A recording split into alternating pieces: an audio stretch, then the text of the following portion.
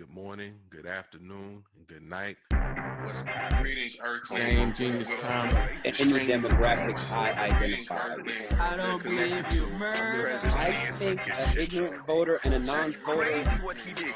He took the military out are before one and he the took same. the civilians. Same Who does genius that? channel.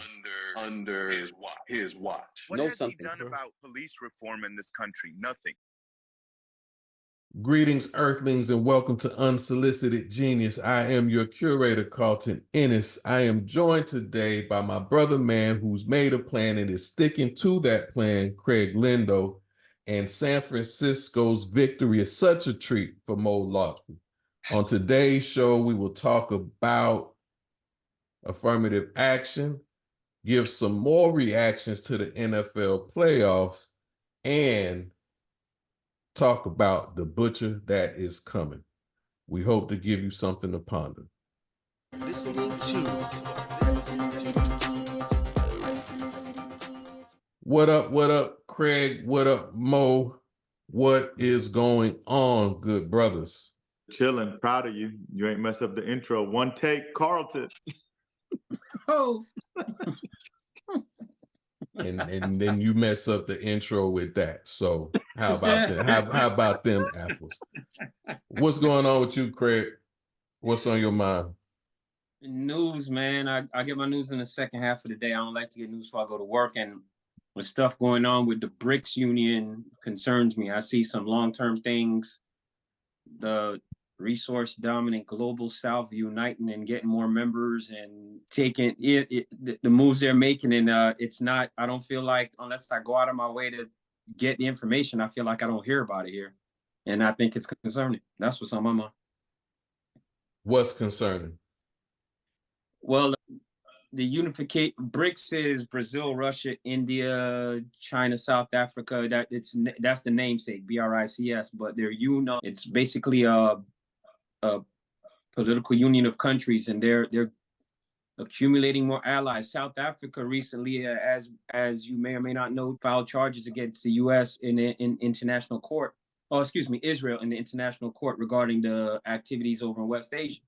And the more and more these activities brew and continue, the more membership in what politics speak they call the global South. Well, a lot of those nations are unifying because they don't like what's going on with UN nations and what they're doing in those nations in the global South. So I just feel like there is a long-term issue collision around the corner potentially if we don't start sorting out our international issues and our relationships and learn how, and that kind of thing. That's on my head because but maybe that's because I get my news in the afternoon, so it's kind of fresh in my head. No, that's fair. I wouldn't think about it this morning, dog. That's fair. No, I mean, you get it when you got it. And as we have and will probably continue to talk about the, politics and the dynamics in our government, I don't see somebody coming up with an immediate solution in the short term. So thank you for sharing that and placing it on our radars. Uncle Mo, what is on your mind? You and your reaction to what I said to start the show. None, man, just doing some research on affirmative action. So that's predominantly what's on my mind right now. All right, well, let's jump into it. The affirmative action is in the headlines, and for multiple reasons. I think affirmative action is a historical idea, policy concept that's come under heat pushback a long time ago and it's ongoing. But in the realm of diversity, equity, inclusion, which is, today's title for cultural awareness, competency, consideration, humanity, behavior, really, that is also now under scrutiny, under attack, under perspectives that we have to have it, we need it. It's the foundation of who we are as a country. Let's capitalize on it. And a camp that says we don't need it. It provides misinformation. It makes certain groups of people feel bad, and or is just another form of discrimination against the minority. That's where my take on where affirmative action specifically is in the headlines today. But as you doing your research, you're in education, you have perspectives on all of this. What are your thoughts? You know, my thoughts are always very similar to what I've always felt about affirmative action, man. Affirmative action is not because Black people or people of color need a handout to get into these schools. Affirmative action is put in place to counter the biases of the people that are in charge of putting these people into schools. So when you have traditionally white men who are responsible for making the decisions of who enters white institutions, in order to counter their bias, you need to give them an incentive or motivation in order to give students of color a chance. I mean, they've tried to keep education from Black people in this country for like hundreds of years, man. And it's like, it's it's appalling to me to see how disgusted people are that Black people are now getting afforded the opportunity to get an education and use that education to better their circumstance, to better their family circumstance, not only currently but for future generations. You truly see the underlying racism and systematic racism of the country. Because go all the way back to like at the end of the Civil War, right? Like the Freedmen's Bureau. The Freedmen's Bureau established schools that allowed Black people for the first time to get education. So you'd see in their school pictures, you'd see someone as old as me going to school with someone that's like 5 years old, because you know why, Carlton? They were at the same level. They both got to start at the same place to learn how to read. So back then, white Southerners were flipping out that they were allowing Black people to have access to education. And just like today, there are people that do not want Black people to have access to education. And frankly, the shit is sad. What say you, Craig? Man, it's hard to follow up. Uncle Mo just did. I think he did a great job summarizing that from one angle. As far as how it plays out in my personal radar, I can't tell the last time I've stopped to read up on it at this, because after a while, especially right now in an election year, I know that I'm going to get a lot of pieces of gingerbread cookies, from affirmative action to reparations to pay raises for teachers to this to that, blah, blah. Miss me. Not interested in none of it. It's just pieces of gingerbread cookie to lead us back into another burning house. I'm good. So affirmative action, gingerbread cookie. Tell us a little bit. Tell us tell us who, how, and why they're spreading the gingerbread cookie. To get votes. To get votes. That's all it is. To get votes. This is the season of promises. And shout out Miss Sharon Lindsay, my mama. She always said, a promise is a comfort to a fool.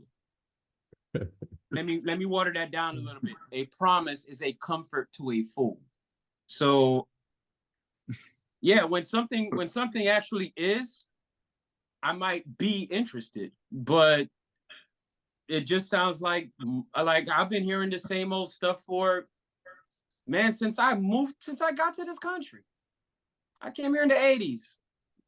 Ugh, I'm bored. So what you're saying, and Mo, I'll let you hop in a second. You know, we have Mo, he's representing the relevance of DEI, which just stands for diversity, equity, inclusion, affirmative action, predicated on the culture of this country.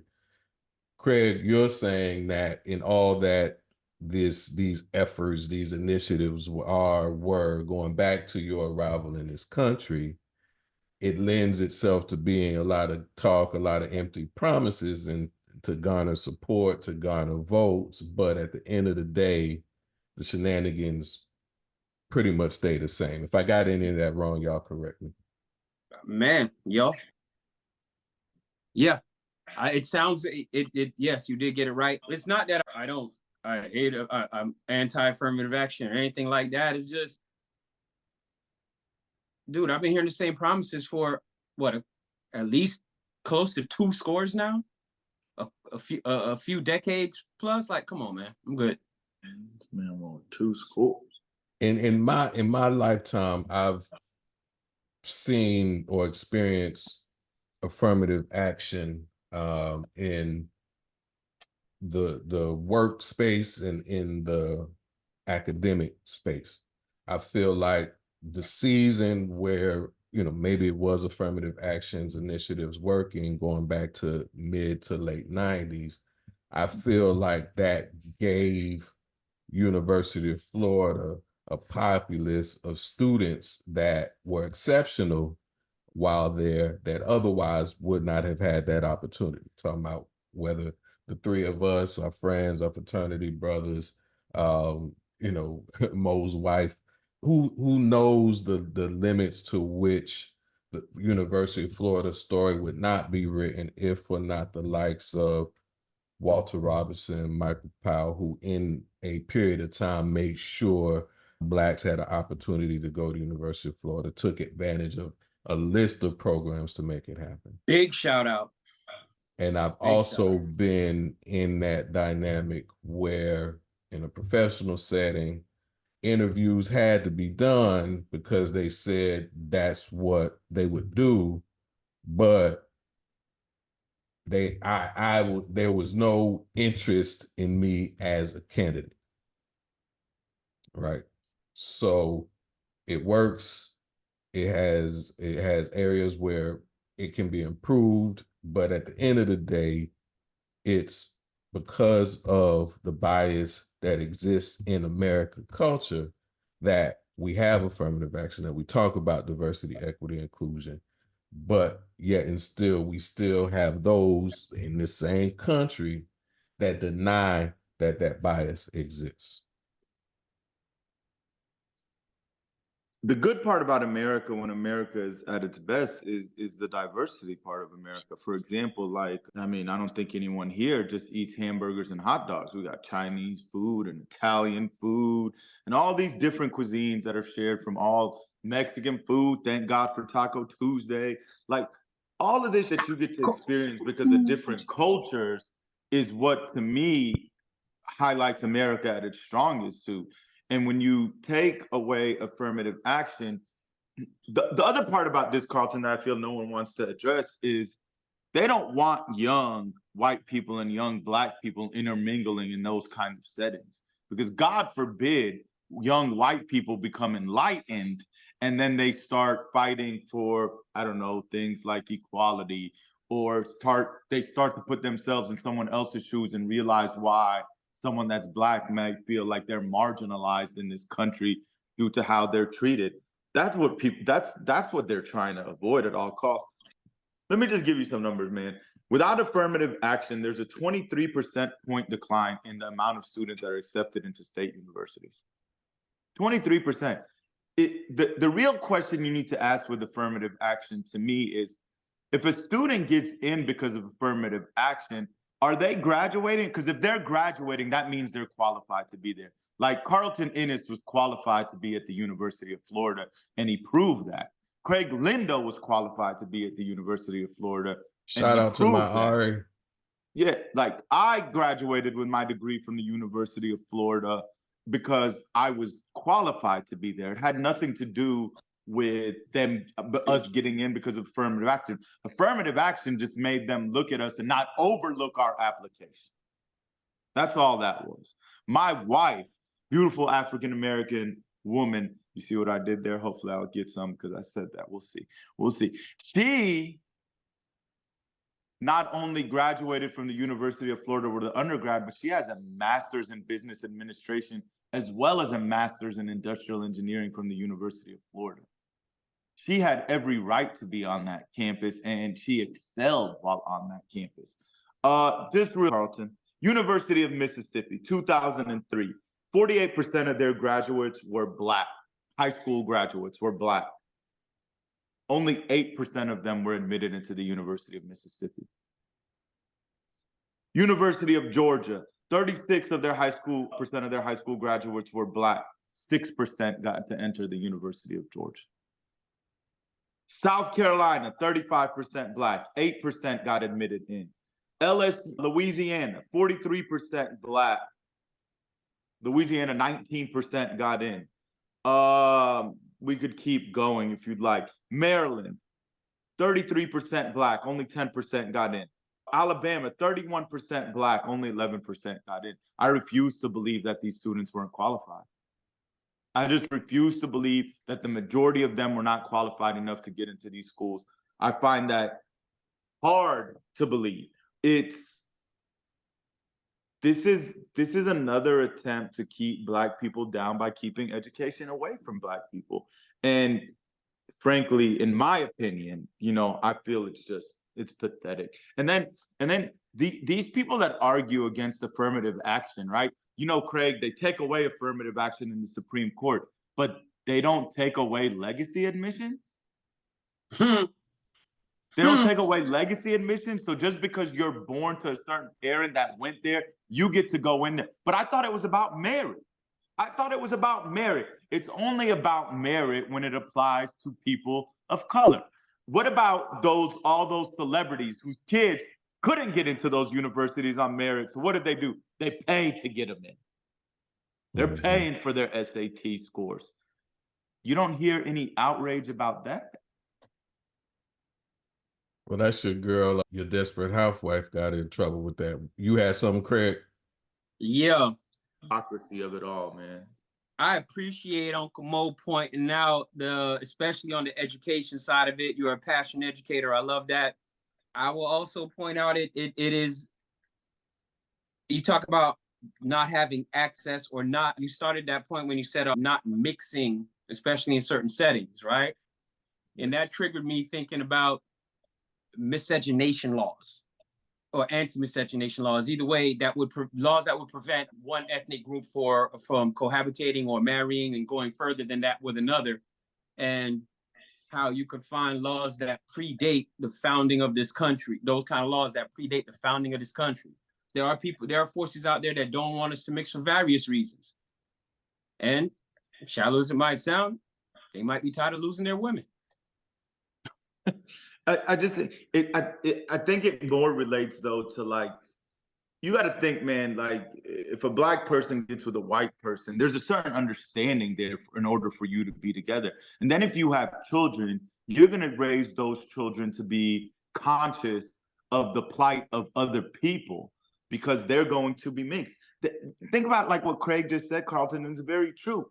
They would kill you in the South back in the day if you were a Black man walking down the street. The miscegenation laws were in the North too, because bro. a white woman said he whistled at her.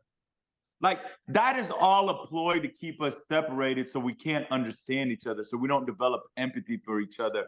And it's just nonsense. And, in the Harvard case, it was the Asian students that brought up the lawsuit that eventually led to the turn of American affirmative action.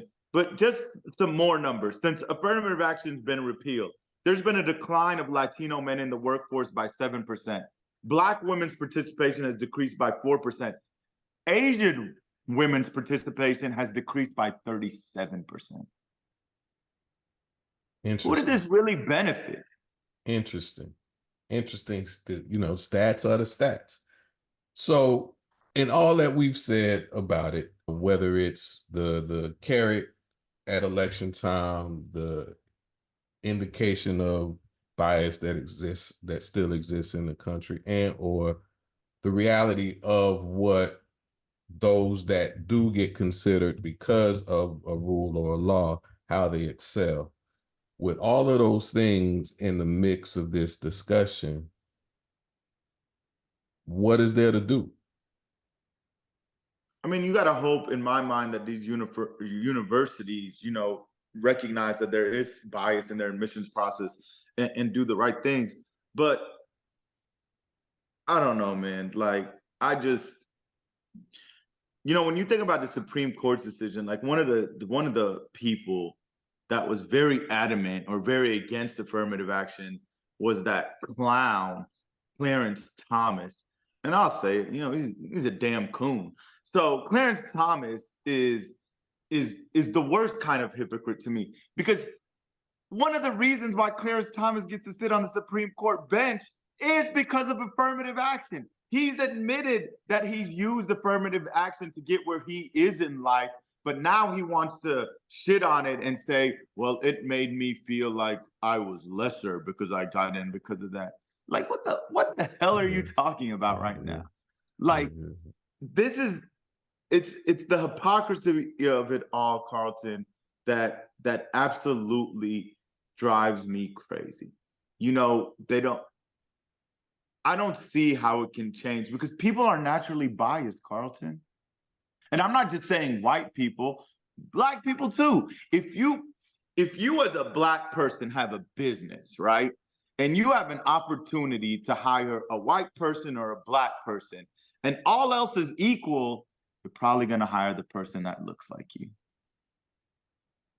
Now, if the discrepancy is major, you might go with white buddy because you still own a business. You need to get the work done. But people tend to gravitate towards people that look like them.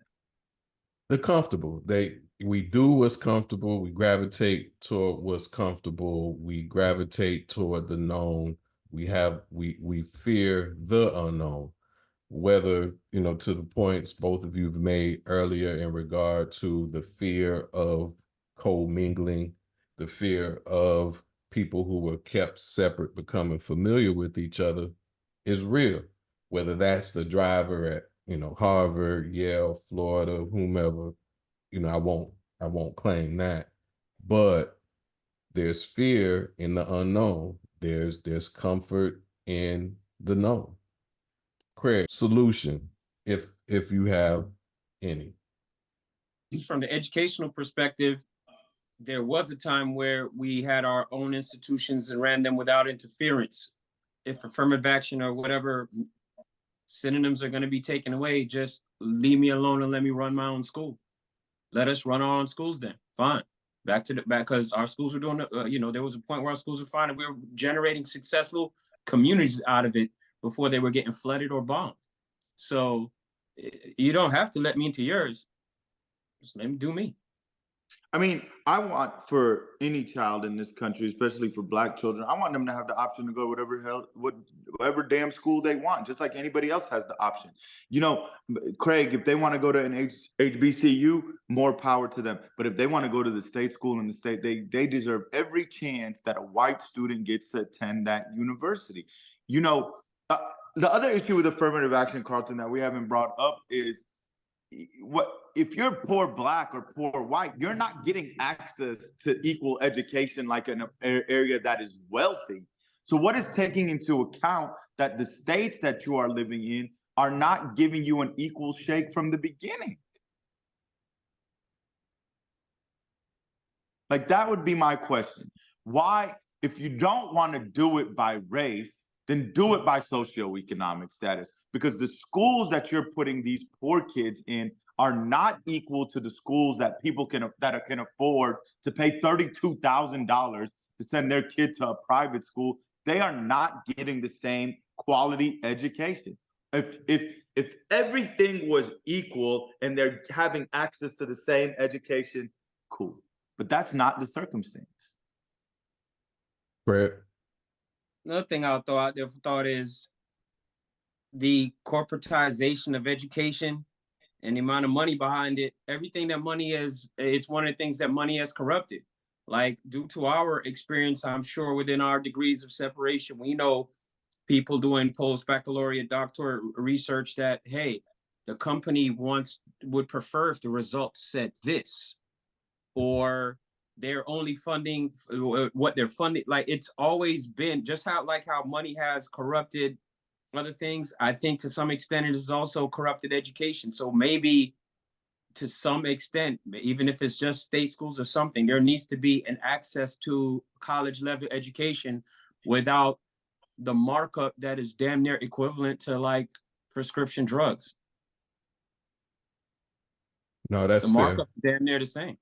That's fair. And I guess to close out the discussion, you know, there isn't a one-stop shop of solution or resolution. I think as we talk about creating within your own community, talking about using and valuing HBCUs as a whole, you know, another headliner topic, the dynamics there. Definitely, let's invite a HBCU grad, current student, et cetera, to partake in that conversation. But in some of it all, it's keep going, whether politically our country does the most right things or not. We know that skin color does not dictate an individual's ability to succeed, an individual's ability to be successful. So whomever you are, wherever you are, however you're doing it, just keep pushing. Opportunity will present, whether you create from within, your community creates on your behalf, or policies of this country choose to do the right thing. And on that, we'll take a 30-second break and be right back. This is Unsolicited Genius.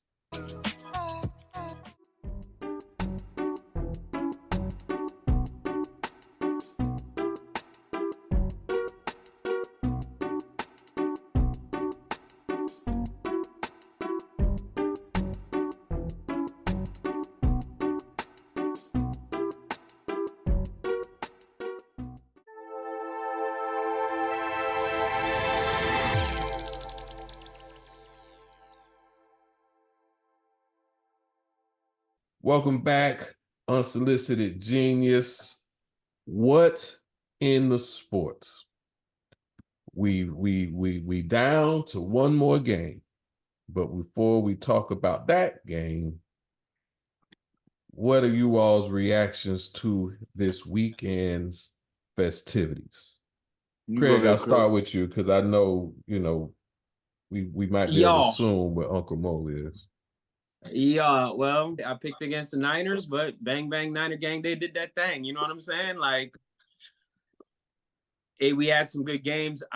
For me, okay, on the Lions KC side, I thought eventually experience and maturity showed up in that game. Maturity on one side, inexperience on the other.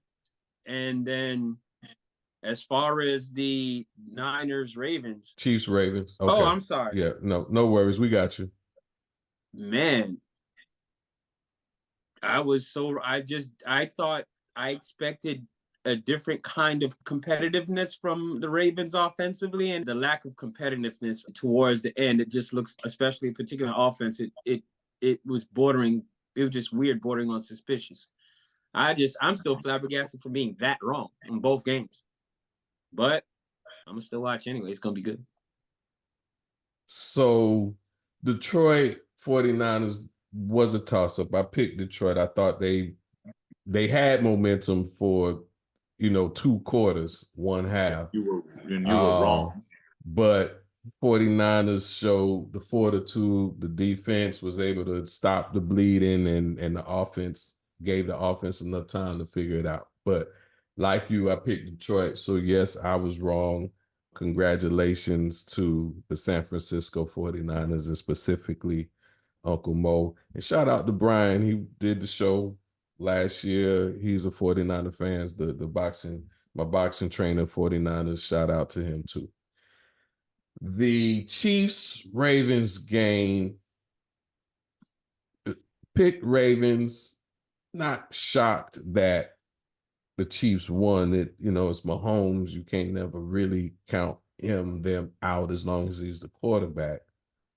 But the underperformance of the Ravens, in particular on offense, because the defense gave up some points the first half, but they locked in on the second half.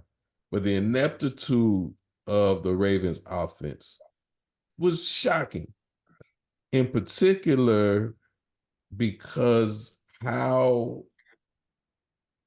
much they just dropped back and had Lamar throwing the ball like he was going to outgun Patrick Mahomes.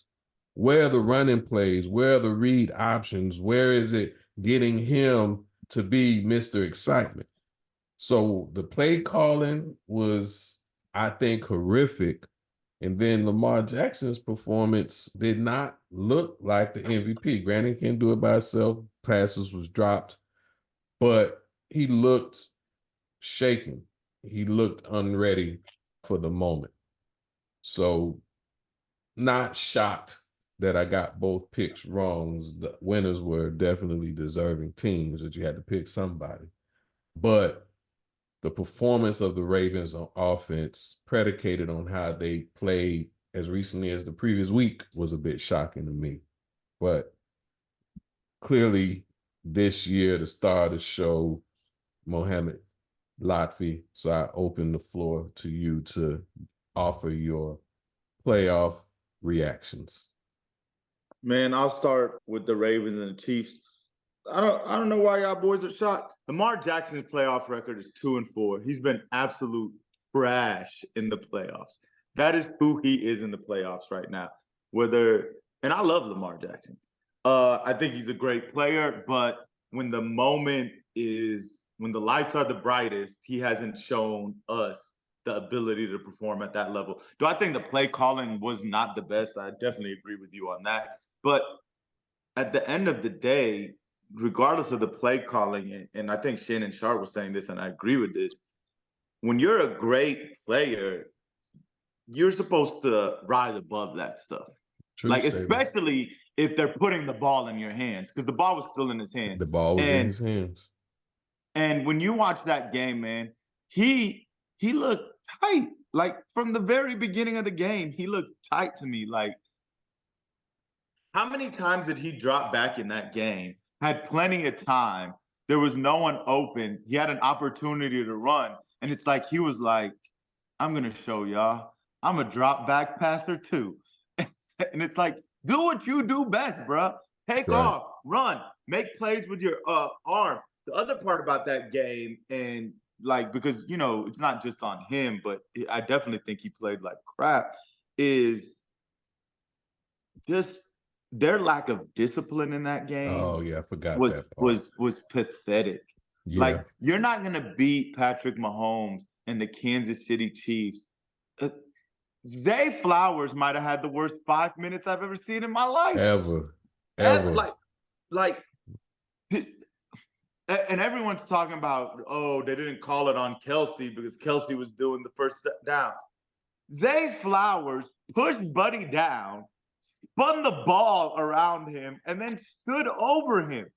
He had to do all three things to get the flag. It's like the first two times they were like, we're letting it go. We're trying to let it go. And he was like, nah, y'all gonna throw this flag on me. So he gets the flag.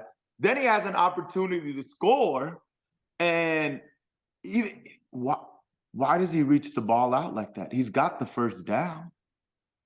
You know why, Carlton? Because he was like, I'm going to make up for that personal foul. I'm going to get in the end zone right here. I'll show y'all. Then he fumbles. Then he goes to the bench. He's so angry. He hits the bench so hard, he lacerates his damn hand. Like, what are y'all doing? What is going on? Then they get the ball back. Lamar Jackson, his man is triple covered, and he decides, I'm going to launch this ball into the end zone. Interception. Pretty much ball. Their lack of discipline and how, you know, when we were in school, Craig, you know, we used to say, like, you know, when, you know, they pulled their card. And Kansas City definitely pulled a Baltimore card out there this weekend. Mahomes is that dude.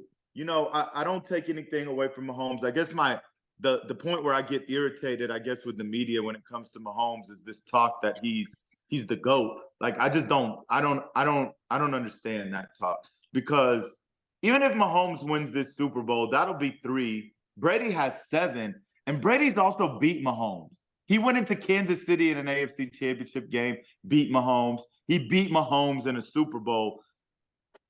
And to quote one of our frat brothers, is he on the path possibly to catching Brady? We could put him on the path, but he's like Adele would say, he's a million miles away. He's so far away from that discussion in my mind. In my mind, Carlton, hasn't passed Joe Montana yet.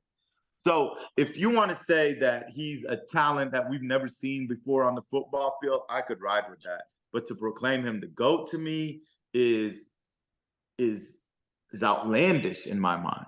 As for my boys, bang, bang. Niner gang, baby. I told y'all we were going to beat Detroit. What I told y'all was, luckily for the people of Detroit, it's a lovely town during this time of year. They get to go back home and enjoy the scenery, the plants, downtown Detroit. You know, the sun comes out 2-3 times a year. So good for Detroit. Detroit was kicking our ass, though. Like, there's no denying that. I questioned Dan Campbell in that game, Carlton and Craig. I don't, with the one I really question, man, is when the second half starts, right? We kick the field goal to get it back to 14. They get the ball. They have a chance to kick the field goal, go back up 17-3 scores. He decides to go for it.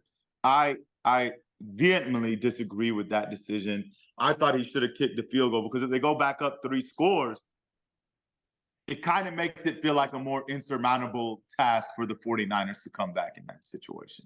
When they don't get it, we scored a touchdown off that lucky play where the ball hits Buddy in the face mask and Ayuk catches it. Now we're only down 7. Now it's just a 1-score game. So that was the one I disagreed with the most. And then I know people, like, the argument for that is, well, you didn't watch Detroit all year. Detroit went for it all year. I did watch Detroit for a majority of the year. You know why? Because Jahmyr Gibbs was on my fantasy team. So was Amon-Ra St. Brown. So I watched a lot of Detroit Lions. And that is how they play. But here's my question to y'all. If you watch the game, before halftime, Detroit had the ball at the 2-yard line with like 3 seconds left to go in the half. They kicked the field goal. If their MO is to always be aggressive and go for it, then why didn't he go for the touchdown there? Why did he take the field goal in that situation? Fair question. That's my question. Because, you know, to me, in my mind, if he goes for it there, then we can't question him going on 4th down, because it's Riverboat Dan. Dan just likes to gamble. But him going for it, him not kicking that field goal when they're up 14, to me is the equivalent, for my people that play blackjack, that's like being at 20 and looking at the dealer and be like, hit. So it's like, hit. So I didn't understand that. I felt that opened the door for the 49ers. And then, you know, I'll never believe people when they say momentum's not a real thing. Because that momentum started snowballing down a hill quickly on Detroit. We scored a touchdown. First play, they get the ball, fumble. Next thing you know, we tie the game, and we just took over from there. Mm-hmm. I really put that on Dan Campbell. I think he's a great coach. I think he's done remarkable things in Detroit. I thought that was a questionable decision, man. The one observation I made this weekend, I don't know why it hadn't come to me sooner, but not that Pat Mahomes is the Mike Jordan of football. I'm not saying that. But that dynamic of, Michael Jordan's presence and his winning, preventing his colleagues, Charles Barkley, Charles Oakley, Ewing, and Mahomes Sean Kemp, and Stockton. Gary Payton. That list, right? That list of superstar, Hall of Fame player that has no ring because they played at the same time as Michael Jordan. It does appear that Patrick Mahomes is having a similar effect. Football, I think, is harder to dominate in the way that the Bulls did, but he's sending them all them boys home. He's sending Lamar home. He's sending Josh Allen home. He's sending Herbert in the same division. So it'll be interesting to see how it plays out, but it's looking like him versus them. For sure. To your point, he's sending him home, right? The only one that's got him out of this current crop is Burrow, right? He got him, but he didn't win the Super Bowl. He did get him, yeah. But they go back and forth, yeah. You know who did get him? The guy's trying to catch. Tom Brady got him. Yeah, I'm not saying I'm not making him the GOAT. Into Kansas City in the AFC Championship game, beat Mahomes, won the Super Bowl. He went to Tampa, took over Tampa's team, played Mahomes in the Super Bowl. He beat Mahomes. Like, that's all I'm saying. Like, I'm not making him the GOAT. He's a million miles from that. I'm not making him the GOAT. Just an observation that I'm interested to see how it plays. And he'll never beat Brady because Brady's done. Like he'll never Nah, beat he won't Brady. beat him. He won't beat him. He's not That's going to for beat sure. Brady. He's not. Brock Purdy gets a lot of flack, and I'm not saying this because he's the quarterback of my team, but when we needed him in 2 games in a row, Brock Purdy's come up clutch for the San Francisco 49ers, man. I didn't even know he could run like that. Like, I didn't even know he could run like that. It was like Brock Purdy decided, I'm going to show Lamar what he should have done in the game. And I'm not going to just stand back here and wait. I'm going to take off and I'm going to go get 20 yards. Like, if you would have told me that Brock Purdy would have outplayed Lamar Jackson so badly in these 2 games, I wouldn't have believed it because we saw Lamar just put a beat down on Purdy in the 49ers. But dog, the playoffs is where greatness is established. And No. Lamar has yet to show us that he can shine when those lights come on. 2-4, man. 2-4. Brock Purdy got more playoff wins. Listen to this, Carlton. Than Dak Prescott and Lamar Jackson. He has the same amount of wins as those 2 combined. And he's been in the league 2 years. He has the same amount as those 2 combined. He's got 4 playoff wins already. Are you entertained? What have you gentlemen been listening to? I'm back. I know it was released before we even started college, but I've been listening to Alice Coltrane, man. I don't really want any lyrics right now. I don't want any sappy behind love songs seeding my brain with that foolishness. I don't want anybody's war stories or attempts in consciousness. Give me like limited lyrics, incredible instrumentation, and a vibe that says peace. So Alice Coltrane, the name of the album project is Patah El Daoud. Okay. I'm on that. All right. How about you, Uncle Mo? Man, I went back to my New York roots. Shout out to New York. I've been listening to an album that y'all boys probably haven't listened to in a minute. The Lost Boys. I have not. Boys, It's been a long Legal time. Drug Money, 1996.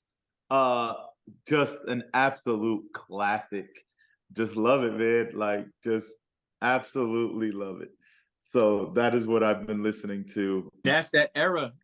I had that on both tape and CD. Man. That's that era. So yeah, I just, so like songs I love. To the Jeep, the Lex Coupes, Beamers, and the Benz. To all my ladies in my beds. Like, I love that shit, man. Renee, I've been listening to Renee from them. Just Lifestyles of the Rich and Shameless. Like, I love the Lost Boys. I picked up and have been on repeat with Benny the Butcher's Everybody Can't Go. We talk hip hop regularly on this show, and we talk about the generational changes, the generational dynamics. I for sure have come to accept there's a lane of hip hop. Now there's lanes in hip hop, and there are lanes that aren't for me. But rather than separation by generation, it's separation by style and what you like. So the mumble rap and the sounding like they're slithering on the scissor, that ain't my lane. And so Benny the Butcher. Wait, they're slithering on the what? Scissor. That's how it sounds. That's what it sounds like. Right? Like they leaning all the way over what is dysfunctional language. That being said, Benny the Butcher is that dude. To me, hip hop, when I hear him, I'm reminded of DMX. I'm reminded of Rakim. I'm reminded of heavy throat flowers that take pride in the words that they say. He has a track, Big Dog, got Lil Wayne, got members of his crews featured. The song Bron is a good one. I like TMVTL. He does a good job telling the story, painting a picture. So I'm evolving because I don't want to be the old man telling the kids stay off my lawn. I want, everybody to be creative and enjoy what they're doing. And so I'm moving away from a generational gap. It's just the evolution of hip hop as far as I see it, because, a young one, newer in the game, relatively speaking, to our generation, our age, Benny the Butcher and his crew, Griselda, they fire too. But that man put some effort in his album, put some effort in his lyrics. The production is impeccable. So I Heads up, CI. 5 stars for Benny the Butcher. I mean, our boy, shout out to one of my favorite people in the world, Andre London. He loves Benny the Butcher. He put me on Benny the Butcher. But I would argue with you, Carlton, the reason why you like Benny the Butcher is Benny the Butcher sounds like a rapper from our era. That's exactly what he sounds like. That's why you enjoy Well, him. that's because he's very Exactly close why. to our age. He's closer than you think. Just because they got hot now, Benny about 40, Conway in his 40s, Westside Gunn in his 40s. These are all 40-year-old rappers. Mm-hmm. You know what song Benny got that I really love, Carlton? You heard, I'm sure you heard, the one with J. Cole. Oh, yeah. That dropped Yeah. Why does J. Cole, y'all notice that J. Cole gets on the track and absolutely murders people on their own songs? And they have to accept it. Because the one this year that he has with, what's that dude's name, dog? His verse, J. Cole's verse is so hard. What's Buddy's name, man? 21 Savage. Nah. The Boat, Yachty. That song he has with Yachty, his verse is, oh my God. And it's like, there are certain MCs that when you get on the track with them, you go in there and compete. You talking about, like, I put Black Thought in that category. I think Wayne snaps on people. I put 3K in that category. When you jump on there, and even Method Man. Method Man's better as a feature most times than he on somebody else's than he is on his own projects. And a lot of times, like the stuff he did with Griselda, it was, I don't know if it was with the group or with one of the individuals. I think it was Benny's with 39. Conway. They had Lemon Squeeze. Man, he jumped on Lemon Squeeze and flipped out. I mean, my favorite feature with Method Man, I agree with you. He's a great feature artist. My favorite feature with him is the What, Biggie Smalls' first album. That's hot. That's hot. Oh, that song is hard, man. Yeah. That song with Benny the Butcher and J. Cole, Johnny P's Caddy. Caddy, yeah. Hands down, J. Cole destroys it, but Benny held up. And if there's a 1 and a 2, Jay definitely was the 1. But Benny, he didn't get demolished on his own track. In fact, the song's not the same without his voice, without his verse. So hot song, J. Cole, 3 Stacks, Eminem has a tendency to outshine people on their own song. Who else? Busta. If you let him feature, he's potentially gonna take the song away from you. Yeah, man. I mean, there's a lot of great rappers from our era, and I know it's our era, so it's easy for us to say this, but I feel like we grew up in the golden age, man, of hip hop. Like we had Pac, Biggie, Outkast, and Wu-Tang, and you do sound like the old man on the line when you're talking about there's Lizard on whatever you're. That's how they sound. They sound like they don't like we not all functional. What they're saying. That's what it sounds like. I don't know what they're saying, man. It sounds slithery. That's the word. That's what it sounds like, slithery. Dog, I always say this, like few years back when this mumble rap like became hot, one of the kids was telling me to listen to a song, and I'm listening to the song, and Buddy said he hustled hard from Sunday to Monday, and I was like, that's one day, like, it's one day. Yeah. Well, it's a long day. 24 hours get a lot done in 24 hours, right? Your boy Benny on that Johnny P's Caddy said, in the game I used to train like Rocky catching chickens. Oh, I agree with you on Benny the Butcher, Carlton. You got to convince me. What have you all say? What? 97 Hove. Fair enough. It's a song, older album. Fair enough. What have you all been watching? You gotta go to more on that. Craig living like like what are those people that don't believe in electricity, man? Dog, outside of Craig, sports and Amish Craig. sports-related content, Amish Craig. unless I'm dating somebody, I don't consume anything outside of sports and sports-related content. And then news in the afternoon, like nothing is interesting. Nothing is interesting. I'm literally on it, like the TV ain't even plugged in. All right, Carlton, you know, because I was reading my little scouting book, man. I watched one of Carlton's favorite movies. No, the movie's trash, but I just can't get enough of it for some reason. Draft Day with Kevin Costner. Like the movie's so ridiculous in what happens in the movie, but for some reason, I just can't get enough of it. I watched that. I went to some old movies that I really like enjoy.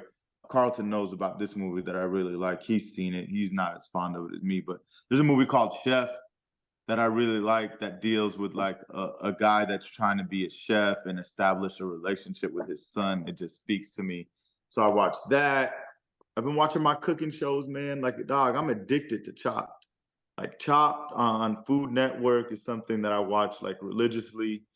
I sit there, I see those baskets. I'm like, what the hell is that? And then, you know, you try to think like what you would make with something like that. But and you know, obviously I've been watching my sports, man. Dog, like, you know, I was going to talk about a show. Like, you ever like watch something and you feel like it annoys the hell out of you, but it's like a drug. You can't get enough of it.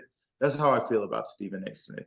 Like, the man's a genius. I'm convinced that he's a genius because he knows how to keep you coming back, even though you're like, man, I'll punch Stephen A. Smith in his face. I think them adding Shannon Sharp to that show has taken it to another level. Big fan of Shannon Sharp. Does anybody watch the Pat McAfee show?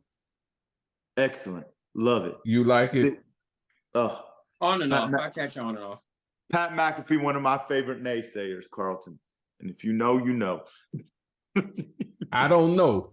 I don't know. I have not. Craig knows.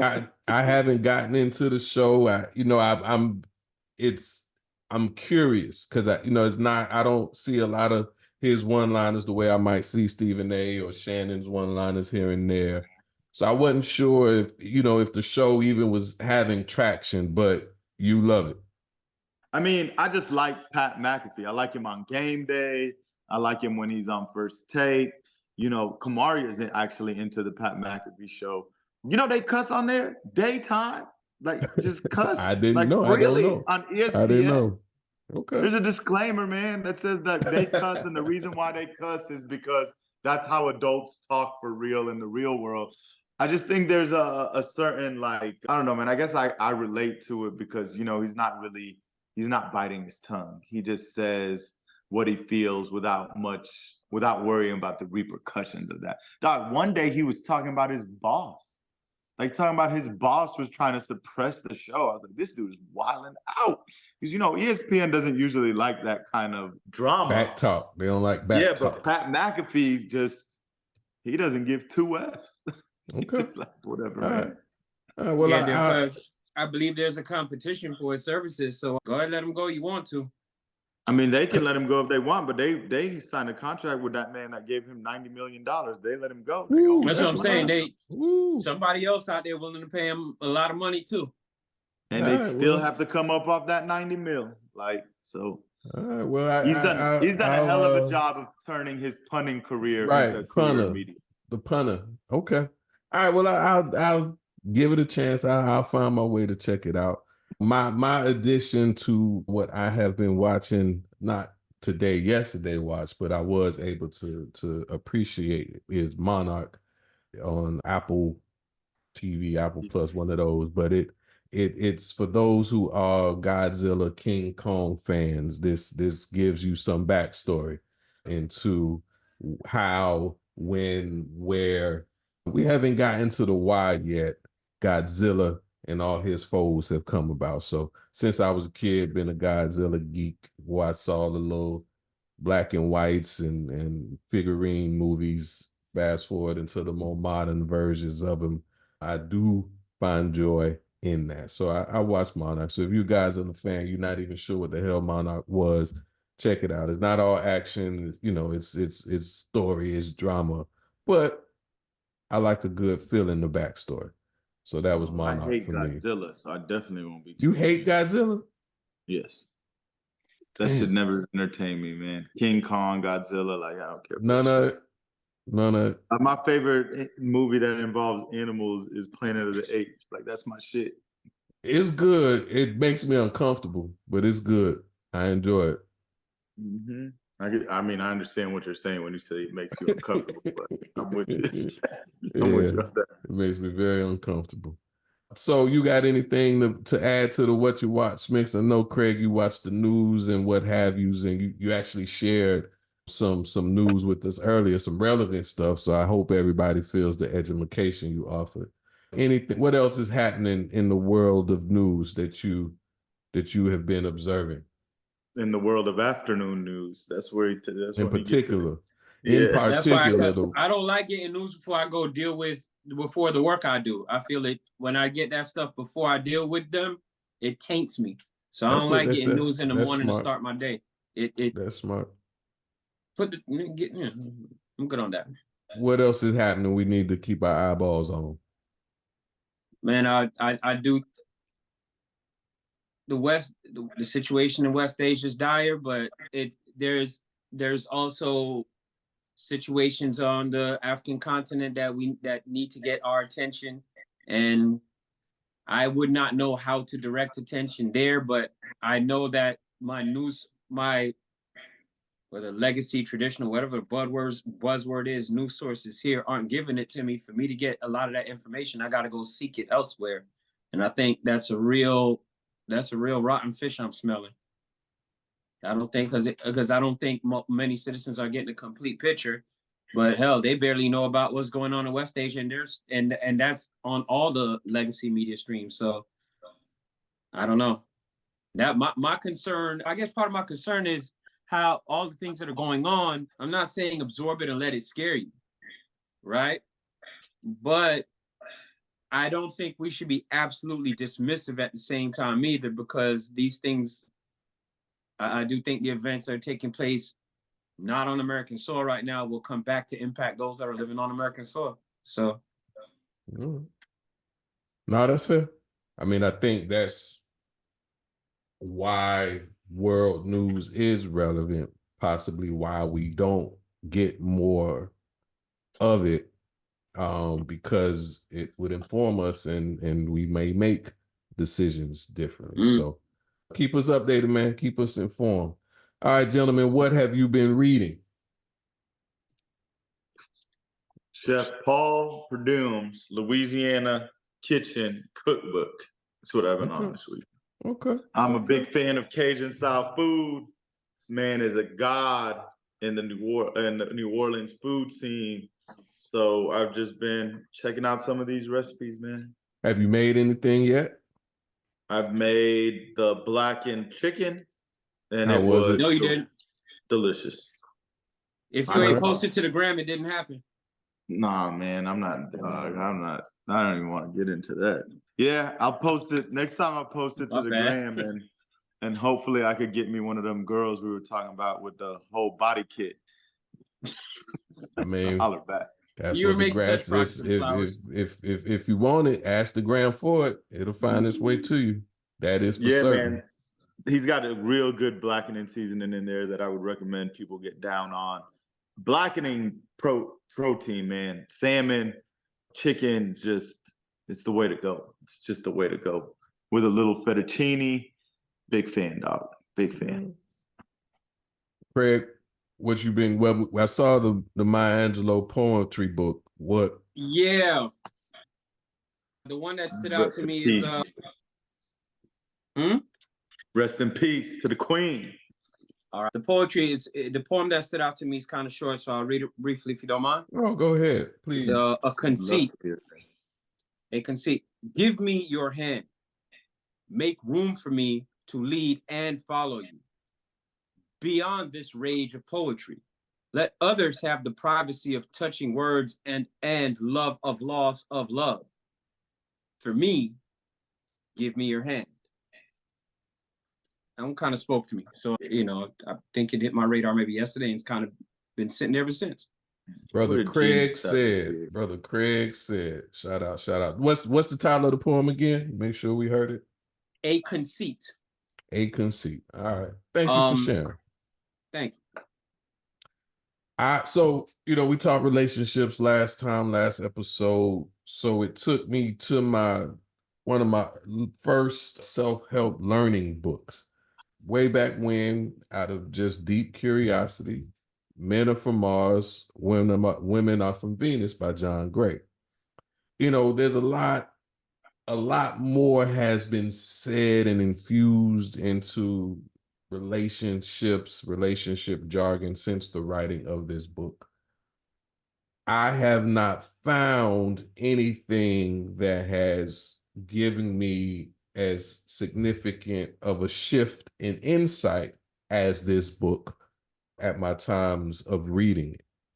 So I offer to the individuals that, got something out of our relationship message last week, as we talk about work, putting in that effort. As you do so, know that men and women are different. Period. We're we're more alike than we are unalike, but we are unalike.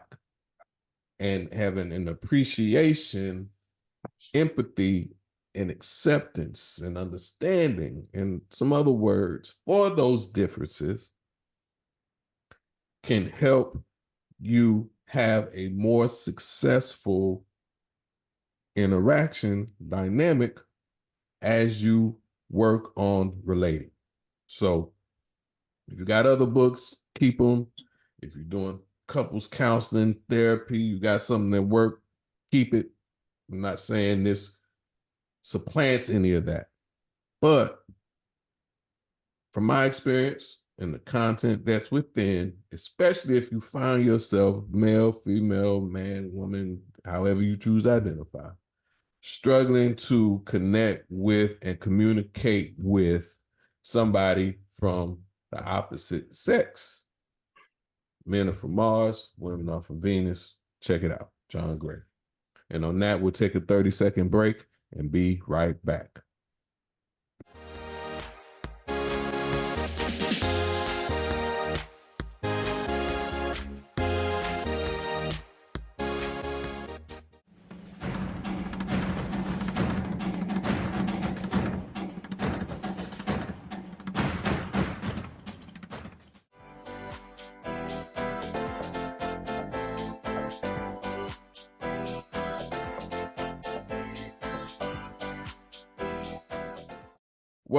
Welcome back. And before we get you out of here, don't forget to like, subscribe, and follow Unsolicited Genius on YouTube, Spotify, Apple Podcasts, Instagram, TikTok, Facebook, LinkedIn. We out there somewhere. Connect with us, engage, be constructive in your comments. We don't entertain insults, but if you like it, subscribe if it vibes with you, follow us if you want more content, and please share. Somebody out there can benefit from the unsolicited genius we provide. Shout out to the super producer, Joe Nitty. Thank you to our sponsors, Legacy Wear, where your legacy awaits, www.legacywearus.com, Mega Core CBD, broad spectrum hemp-derived CBD, the way nature intended. Find out more about them at www.megacorecbd.com. Aura Rainwater, hydrate and elevate. Learn more. www.aurarainwater.com. And me, Carlton Ennis Coaching. I'm out here trying to do my job, trying to do my purpose, right? Is the way it's come to me. So Carlton Ennis Coaching, I'd like to tell you to be your light, learn more about what I do and how I might be able to support you at www.carlton, INNISCO, carltonennisco.com. Before we get you out of here, Mo, any special shout outs you would like to give? As always, man, shout out to our producer, Joe. You know how much we appreciate you, my brother. And just shout out to anyone out there that's hurting, man. Just know you're not alone. Like, people always go through it. Find someone to talk to. I recommend Carlton. Carlton is excellent at what he does with his coaching. So, but the key, whether you have Carlton or not, just find somebody. Don't keep that stuff suppressed on the inside. That ain't doing you no good. It just helps you to rock. So shout out to the people that are hurting. Amen, Trying he to get said. help. Amen, he said. So I'm shouting out one of you all's favorite ladies, Willie Mae, my mother. I neglected to mention Mama. last week in the family football pick'em, she was the only one that got all 4 games right. So in what we do, we have an overall record, you know, that's the ultimate winner. But in case of a tie, we track who only wins the week. And so that was her first undefeated weekend. Granted, 4 games, I ain't hating, just observing. But her first undefeated week and the week where she was the only winner.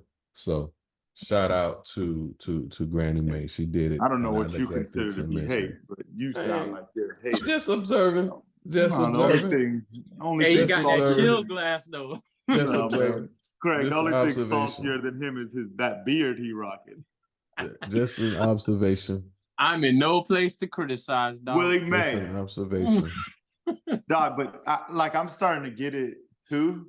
But I won't lie to y'all boys. Like, I enjoy it. Like, I think it's a good look. Like, I really do. Like, Yeah, it's Carlton, something to enjoy when you in your I thought it was 40s gonna and be a bad thing. it's slowing its way in. But when enjoying you it. in your 30s and your face turn white, you know, it sends you for a loop. I appreciate it today. It just, you know, Whatever. one day it Hey, was Cougars and one day it Mills be was starting this. conversations, man. What you say? Cougars and Mills start conversations after they see the beard.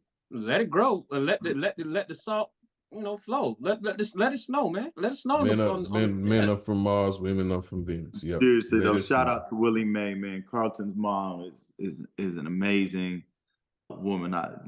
He knows how I feel about her. She's like a mom to me. So she deserves this W. Awesome. She got it. She got She it. deserves it. She beat Auntie. Auntie usually beat y'all ass.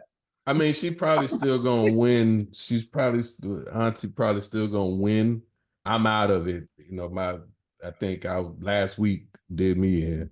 What the hell are you doing? You're embarrassing the show. You're supposed to take that down for the show. Listen, all I can do is show up. Protect the All I can brand, do is Carlton. show up. All I can do is show up. You know, the outcomes are outside of my hands. In the words of Amish Craig, birth control, baby. All right, so thoughts of genius. Why do I like Amish Craig? No, that's I'm gonna call you that. It's relevant. It's relevant. It might be some Amish I in think it's Jamaica. hilarious. You might need to check you might need to do some research on your lineage. There might be a connection. That man said, "What are you watching?" He's like, I don't do TV. We don't use the devil's electrons. See? There it is. Hey, Carlton, just real quick before you start, man. You know what? Tell me you've seen the show with Marshawn Lynch. Yeah. Oh, dog. That guy's a beauty. He must be protected at all costs, man. Oh, you talking about the show he did with the Amish? Yes, that show where he goes around and meets different people doing different things with them. That's a wild dude, man. Mm-hmm. I'm gonna have to look that. You don't watch TV, Amish Craig? You can't watch it. Should be online. It should be on YouTube. It should be on YouTube. You don't believe in electronics. I wouldn't even know. I'll figure it out. It should be on YouTube by now. You get it on your phone. What's that? I got a rotary phone. One. I wouldn't mind a rotary phone, just the classic. I mean, how often you use the house phone anyway? Doc, do you know how to use a rotary phone? I do. I use one. I was presented with one and I couldn't operate it. I was like, I don't understand. Stop that. I promise you. Like, I didn't grow up with that. So I was like, I don't understand how to work this. And they say the Egyptians are behind all the inventions. Case in point. Right? Not the rotary phone. Case in point. We didn't do that. Clearly. Oh, All right.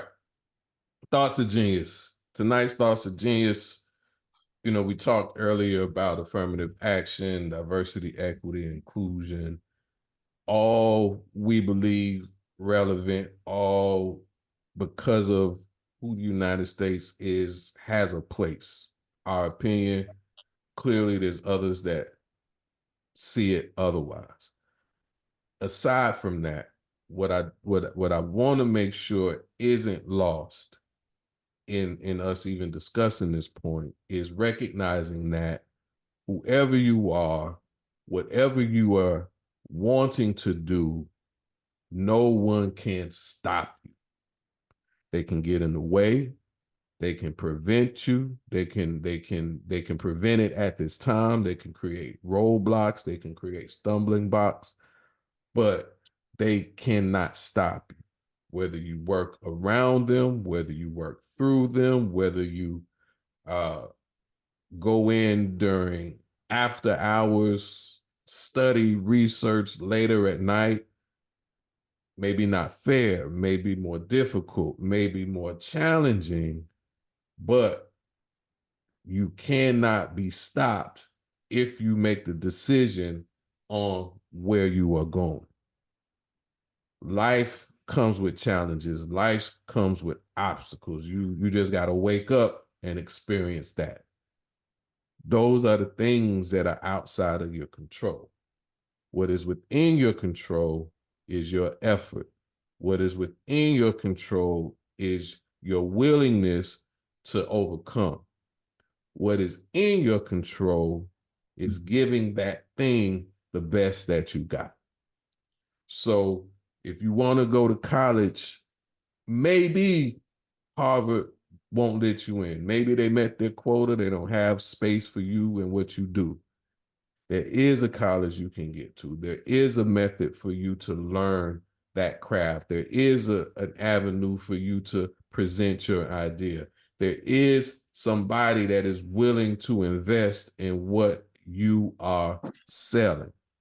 Just got to find them. And so the message being,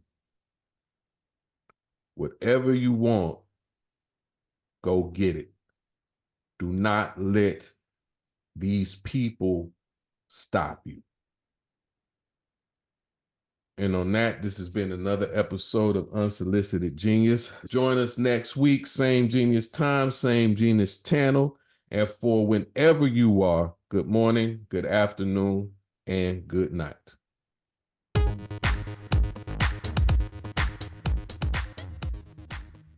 Listening to Unsolicited.